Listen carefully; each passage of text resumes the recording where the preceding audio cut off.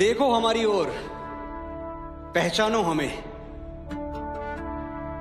हम वही हैं जो बाण भेद के धरती से धारा निकाल दिया करते थे। वाह! एक उंगली पर गोवर्धन उठा लिया करते थे। हम ही थे वो दिलेर जो चक्रव्यूह में वापस लौटने की विद्या सीखे बगैर गए। और वो भी हम ही थे जिनके फेंके हुए पत्थर पानी में तैर गए। हम मारना भी जानते हैं और बचाना भी। हमने दुश्मन के लिए फाइटर जेट्स बनाए, संगीन बनाई, और जब जिंदगी की सांस टूटने लगी तो हम ही ने वैक्सीन बनाई। भारत सलाम!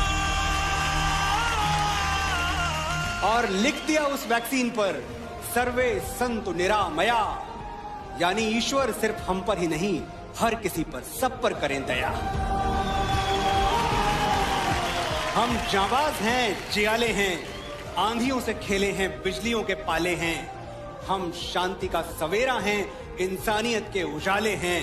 पहचानो हमें, हम इंडिया वाले हैं।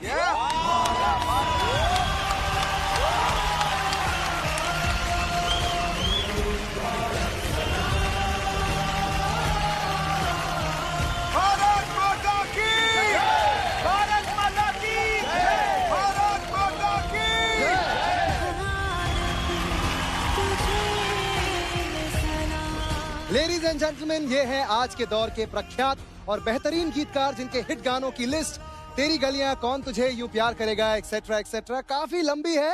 मनोज मुंतशिर। वाह! वंदे मातरम लिखा क्यों गया था? क्योंकि एक जमाना ऐसा आया था जब ब्रिटिशर्स ने हम पे ये लाजमी कर दिया था, ये कंडीशन लगा दी थी कि हर हिंदुस्तानी गॉड सेव द क्वीन गाएगा। बिल्कुल, अच्छा। बिल्कुल जाहिर सी बात है कि हम हिंदुस्तानियों को ये मंजूर नहीं था, और तभी बंकिम चंद्र चटर्जी ने वंदे मातरम लिखा। मैं समझ सकता हूं कि वो गॉड सेव द क्वीन क्यों नहीं गाना चाहते थे, लेकिन आज एक हिंदुस्तानी होने के नाते ये जो मेरे सामने सुरों की क्वीन खड़ी है, इसके लिए मैं कहना चाहता हूं, गॉड सेव दिस क्वीन। भाई साहब, मैंने कहीं सुना था कि हर फैसला होता नहीं सिक्का उछाल के, ये दिल का मामला है जरा देखभाल के। मोबाइलों के दौर के आशिक को क्या पता रखते हैं कैसे खत पे कलेजा निकाल के। क्या बात है, क्या बात है। हम हिंदुस्तानी हैं, मोहब्बत, अमन और सुलह के हमराज हम ही हैं। विश्व शांति के लिए उठने वाली सबसे बुलंद आवाज हम ही हैं। देख लो हमारी हिस्ट्री उठा के, 5000 सालों में हमने किसी पर अटैक नहीं किया, कहीं जंग का कहर तोड़ा नहीं, लेकिन किसी ने हमारी तरफ आंख उठा के देख लिया तो हमने उसे देखने लायक छोड़ा नहीं। दोस्तों के लिए स्वागतम का गीत हैं हम, और दुश्मनों के लिए मुंह तोड़ जवाब भी हम ही, अहिंसा भी हम ही हैं, इनकलाब भी हम ही गौतम बुद्ध हैं, और राणा प्रताप भी हम ही। गलती से भी तुमने हमारी शराफत को कमजोरी समझ लिया तो बहुत पछताओगे। बांसुरी बजाने वाली उंगलियों ने सुदर्शन चक्र उठा लिया तो कहां जाओगे।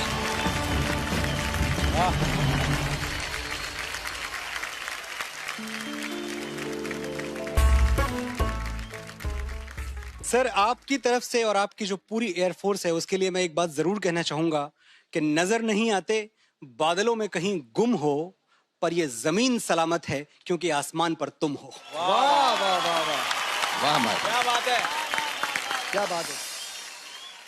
न सुकून से जीना न चैन से सोना, बहुत मुश्किल है भगत सिंह का बाप होना।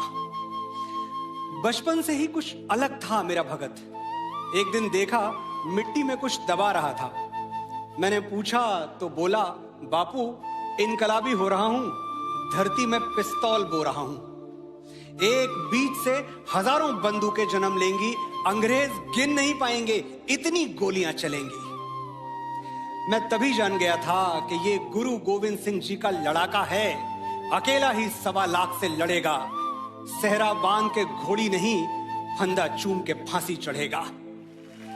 और आज वो दिन आ ही पहुंचा। भगत, जा रहे हो? हाँ बापू, बड़े दिन से जिसका इंतजार था वो शुभ घड़ी आई है। आज मौत से मेरी सगाई है। इनकलाब, इनकलाब, इनकलाब। साइंस कहता है कि दुनिया का कोई भी इंसान नहीं सह सकता 0 से नीचे और 50 से ऊपर का तापमान। 0 से नीचे चटक जाती हैं हड्डियां, 50 से ऊपर पिघल जाती हैं मांसपेशियां। तो फिर ये लोग कौन हैं जो सियाचिन के ग्लेशियर पर -30 डिग्री में तिरंगे के तार कस रहे हैं?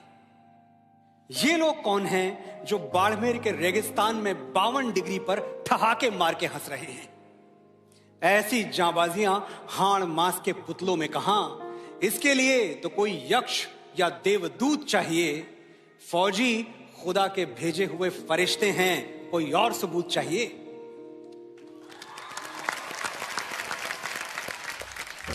भले कच्ची उम्र में जिंदगी की शाम आ जाए, ये मुमकिन ही नहीं कि खून पे इल्जाम आ जाए। हमारे गांव में बहनें उसे राखी न बांधेंगी, पलट के जंग से भाई अगर नाकाम आ जाए।